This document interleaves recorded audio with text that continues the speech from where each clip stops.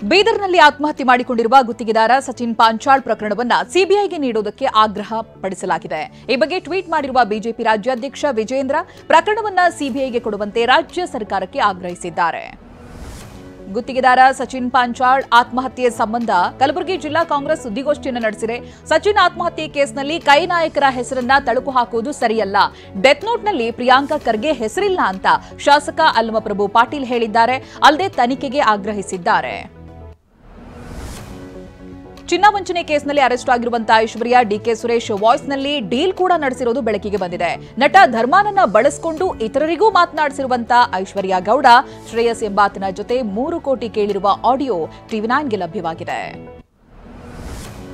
ಐಶ್ವರ್ಯ ಧರ್ಮ ನೌಟಂಕಿ ಆಟ ಕೆದಕಿರಷ್ಟು ಹೊರಬೀಳ್ತಾ ಇದೆ. 9 ಕೋಟಿ ಜೊತೆಗೆ ಮತ್ತೆ 5 ಕೋಟಿ ವಂಚನೆ ಆರೋಪ ಕೇಳಿ ಬರ್ತಾ ಇದೆ. ಚಿನ್ನದ ವ್ಯಾಪಾರಿ ಸೋನು ಲಮಾಣಿಗೆ ವಂಚನೆ ಆರೋಪ ಮಾಡಿದ್ದಾರೆ.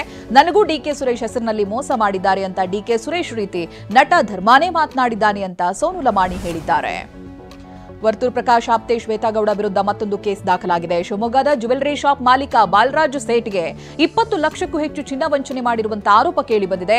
ಈ ಸಂಬಂಧ ಕಮರ್ಷಿಯಲ್ ಸ್ಟ್ರೀಟ್ ಠಾಣೆಯಲ್ಲಿ ಪ್ರಕರಣ ದಾಖಲಿಸಲಾಗಿದೆ. ಹೊಸ ವರ್ಷದ ಹಿನ್ನೆಲೆ ಡ್ರಗ್ಸ್ ಗಾಂಜಾ ಖರೀದಿ ಮಾಡೋರ ಪರೇಡ್ ನಡೆಸಲಾಗಿದೆ. Hubballi Dharwad police commissioner N Shashikumar ನೇತೃತ್ವದಲ್ಲಿ ಹುಬ್ಬಳ್ಳಿ ಹಳೆಯ ಕಾರ್ ಮೈದಾನದಲ್ಲಿ ಪರೇಡ್ ನಡೆಸಲಾಗಿದೆ. 500ಕ್ಕೂ ಹೆಚ್ಚು ಜನ ಖರೀದಿದಾರರಿಗೆ ಎಚ್ಚರಿಕೆ ನೀಡಲಾಗಿದೆ. ಮೊನ್ನೆ ವಿಧಿವಶರಾಗಿದ್ದ ಭಾರತದ ಮಾಜಿ ಪ್ರಧಾನಿ ಮನಮೋಹನ್ ಸಿಂಗ್ ಅವರ ಅಸ್ಥಿಯನ್ನ ದೆಹಲಿಯ ಯಮುನಾ ನದಿಯಲ್ಲಿ ವಿಸರ್ಜನೆ ಮಾಡಲಾಯಿತು. ಇದಕ್ಕೂ ಮುನ್ನ ಗುರುದ್ವಾರ ಮಜ್ನುಕಾ ಟಿಲ್ಲಾಗೆ ತರಲಾಗಿದ್ದ ಅವರ ಅಸ್ಥಿಯನ್ನ ಇಟ್ಟು ಶಬ್ದ ಕೀರ್ತನ ಮತ್ತು ಸಿಖ್ ಸಂಪ್ರದಾಯದಂತೆ ಅರ್ದಾಸ್ ನಡೆಸಿ ಬಳಿಕ ಅಸ್ಥಿಯನ್ನ ವಿಸರ್ಜನೆ ಮಾಡಲಾಯಿತು. ಮುಂಬೈನ ಕಾಂಡಿವಿಲಿಯಲ್ಲಿ ಮರಾಠಿಯ ಜನಪ್ರಿಯ ನಟಿ ಊರ್ಮಿಳಾ ಕೊಠಾರೆ ಆಕ್ಸಿಡೆಂಟ್ ಮಾಡಿದ್ದಾರೆ. ಅವರ ಕಾರು ಡಿಕ್ಕಿಯಾಗಿ ಮೆಟ್ರೋ ರೈಲ್ವೆ ಯೋಜನೆಯಲ್ಲಿ ಕೆಲಸ ಮಾಡ್ತಾ ಇದ್ದಂತ ಓರ್ವ ಕಾರ್ಮಿಕ ಸಾವನ್ನಪ್ಪಿದ್ದಾನೆ. ಇನ್ನೋರ್ವ ಗಂಭೀರವಾಗಿ ಗಾಯಗೊಂಡಿದ್ದಾನೆ. ನಟಿ ಮತ್ತು ಆಕೆಯ ಕಾರು ಚಾಲಕ ಗಾಯಗೊಂಡಿದ್ದಾರೆ.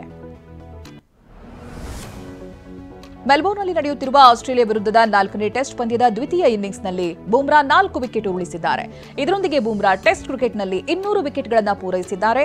20ಕ್ಕಿಂತ ಕಡಿಮೆ ಆವರೇಜ್ನಲ್ಲಿ 200 ವಿಕೆಟ್ ಕಬಳಿಸಿದ ವಿಶ್ವದ ಏಕೈಕ ಬೌಲರ್ ಎಂಬ ಹೊಸ ದಾಖಲೆಯನ್ನ ಜಸ್ಪ್ರೀತ್ ಬೂಮ್ರಾ ತಮ್ಮದಾಗಿಸಿಕೊಂಡಿದ್ದಾರೆ.